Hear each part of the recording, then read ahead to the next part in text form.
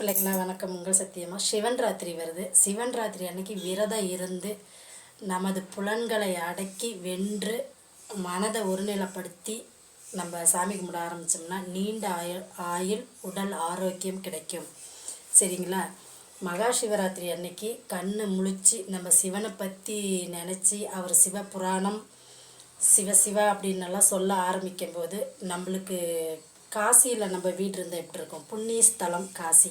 அதுலேருந்து தான் நம்மளுக்கு பிரம்மத்தி தோஷம் கோடி பிரம்மத்தி தோஷம்னுங்கிறத நம்ம ஐதீகத்தில் சொல்லப்படுது. அதனால் நம்ம சிவன் ராத்திரி அன்னைக்கு சிவனுக்கு அலங்காரம் பண்ணி அபிஷேகம் பண்ணி கோயிலுக்கு போகிறவங்கெல்லாம் கோயிலுக்கு போய் மனசார சிவனை வேண்டிக்குவாங்க.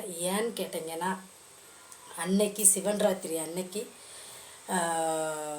திருமால், குபேரன், இந்திரன், சந்திரன், மன்மதன், அதுக்கப்புறம் அக்னி பகவான், சூரிய பகவான், வாயு பகவான் எல்லாருமே சிவன் ராத்திரி அன்னைக்கு விரதம் இருந்து தேவர்களே சிவனை வழிபடுவாங்களாம்.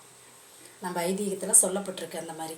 அப்போ நம்ம கும்பிட்டோம்னா நம்மளுக்கு எந்த அளவுக்கு ஒரு நன்மை கிடைக்குன்னு பாருங்கள். அதனால் சிவன் ராத்திரியை மிஸ் பண்ணாமல் சிவனை மனசார கும்பிட்டு சிவ தாண்டவம், சிவபுராணம், சிவசிவா, ஓம் நம சிவாயா இதெல்லாம் கேட்டு மனசார கும்பிடுங்க. இந்த சிவன் ராத்திரியோட எல்லா பிரச்சனையும் முடிஞ்சு நல்லபடியாக நம்ம வெளியில் வருவோம்னு எனக்கும் நம்பிக்கை இருக்குது. உங்களுக்கும் நம்பிக்கை வச்சு செய்யுங்க. சரிங்களா? ஓம் சக்தி அங்காள சக்தி. நல்லதை மட்டும் நினைப்போம், நல்லதே நடக்கும்.